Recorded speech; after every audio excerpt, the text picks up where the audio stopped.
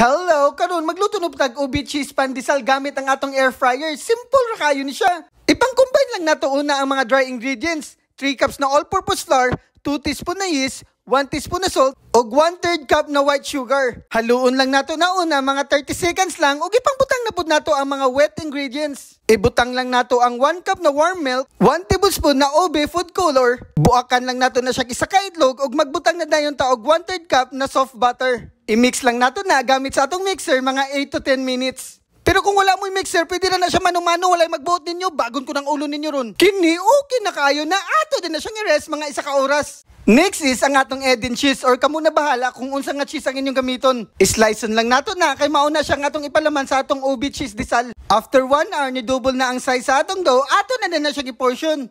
Kini, basic na lang kayo na kamo na bahala kung unsa kadagko ang inyong pandesal.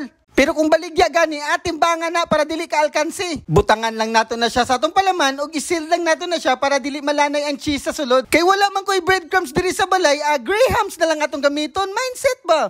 I-arrange lang nato na siya sa atong air fryer o i-rest lang nato na siya mga 30 minutes. After 30 minutes, i-bake na din nato siya sa 160 degrees over 15 minutes. Turaay, mao na siya itong ubi cheese pandesal gamit ang atong air fryer. Grabe kalami ug humok pagyud kaayo. Simple ra ka na siya buhaton. Kaon na dong!